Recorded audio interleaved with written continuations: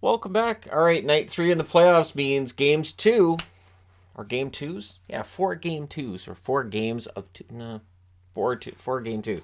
So we have some series that are tied. This is not one of them. The Carolina Hurricanes survive what I'll call a little bit of a scare in this one, and for the Islanders, now game three becomes an absolute, complete, and total must win.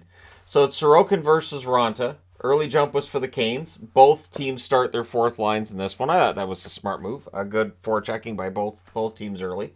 Horvat hits the side of the net. The Canes clear it out. Pesce has a shot that's blocked. The Islanders clear. Canes are firing everything at the net early. Just a lot of shot attempts. Not a lot that are on the net, though.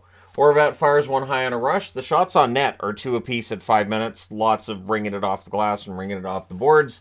But at 5:49, on a one-timer by Slavin, and it's posted in from a sharp angle, and it was tipped in front by Stastny. So it's Stastny from Slavin and Jarvis at 5:49.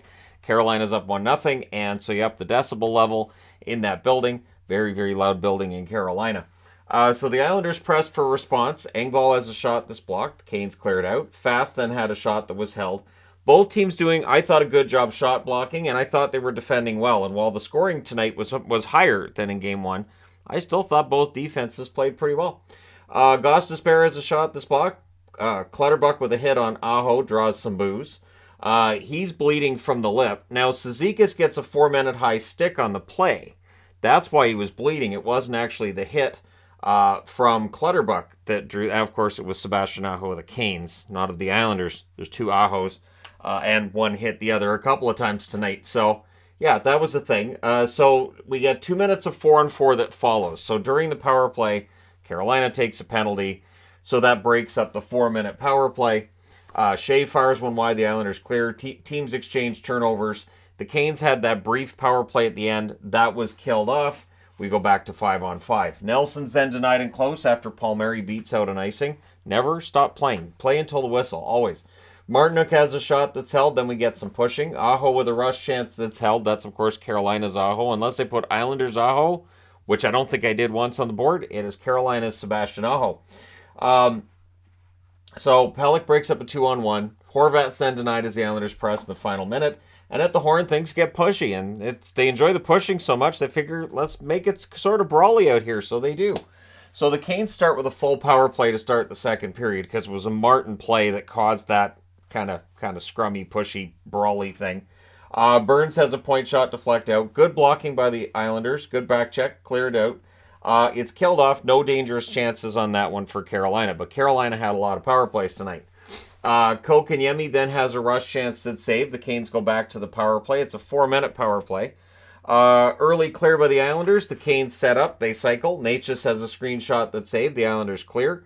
Burns has a shot that's blocked. The Islanders with an aggressive penalty kill that is preventing a setup or a cycle until, here it is. Isles Aho. So it is on the board. Islanders Aho scores on his own net. He gets the puck off Nason's stick, throws it at his own net, and it goes in. And Sorokin rightfully didn't expect his own defenseman to put it in the net, so he did. That's at 7:19, so that's the easiest goal Nason's going to get in his career. And that's a big ouch because it makes it 2-0. And what makes it worse is that at 10:48, Palmieri backhands 1-5 hole on a wraparound. Dobson and Nelson with the assist, so instead of being a tie game, it's 2-1 in favor of Carolina. But at least the Islanders get on the board. More solid defense on rush chances for the Canes. Fashing to Pajot gets blocked out. Drury fires one high as the Canes press. Engvall has a screenshot that's saved. Things get pushy on a hold by Ronta. Pretty evenly played game to this point. I really thought this was a well-played, evenly played game to that point. Islanders press with 3.5 minutes left. Palmieri has a net drive that's saved. Fashing's denied and close. And then on a turnover rush, Barzal scores from Pelech at 19:39. So that quiets the crowd a bit. It's 2-2 after the second period. Third period, we get an early press by the Canes. Barzal with a net drive, that's defended. Stahl has a shot that saved the Canes press at 5 minutes. The Islanders are pinned down for a while in this. Jarvis then has a net drive, that's defended. The shots on net are 3-1 for the Islanders at 7.5 minutes. But the Canes are getting a lot of ice time in Islander zone. They're just not getting shots on net. Aho has a net feed, that gets caught and held. Natchez returns, he'd been out for a little while there. At 9:18, Nelson gives the Islanders a lead. He wires one from the wing on his own entry. Palmieri and Dobson with the assists. So Palmieri having a good run for the first 2 games for the Islanders. Fashing's then denied as the Islanders look to go up by 2. Canes not generating enough chances 5-on-5. However, Slavin with kind of one of those trick shots. So it looked like a trick shot. He bounces it in off of Sorokin's mask.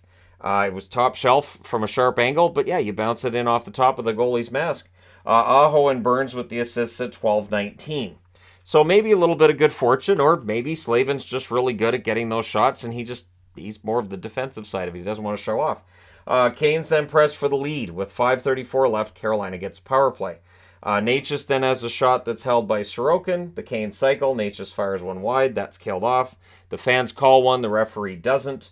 Martinook fires one wide on a rush, and we're going to overtime. In the overtime, there's an early press by the Canes. Palmieri has a rush chance that's blocked. Drury has a shot that's held. Engvall then had an opportunity that was held as well. And at 5:03, so just past the 5-minute mark, Fast scores from Stahl and Burns, wires it far corner. The Islanders wanted a call for a high stick on Mayfield, but what overshadows that, and that's on the game winner, is that Rod Brind'Amour after the game was kind of upset that Teravainen is now out with a broken hand. He took a pretty vicious slash. He's out indefinitely. He's going to get surgery on Thursday. So Carolina wins 4-3. They're up 2-0. They win this one in overtime, so Islanders would have gotten a point during the regular season, however. But yeah, losing Teravainen is huge. So I agree with Brind'Amour being kind of ticked off. And so we'll see how Carolina responds to that loss from their lineup, who they put in, how the lines look after that. Your 3 stars in this one, Fast, Slavin, and Stastny. Kind of surprised that Palmieri didn't get a star, but that's just me. Shots on net are 12-8 Carolina in the first, 9-8 Carolina in the second, 11-7 Carolina in the third, and then 4-3 in the overtime for Carolina. Final shots 36-26 for the Canes. Power plays, the Islanders didn't have any. Carolina had 6. They scored once. Hits were 54-28 for the Islanders. Sorokin 32 saves on 36 shots, and Raanta 23 saves on 26 shots. So the Canes are up 2-0. The Islanders need a win at home.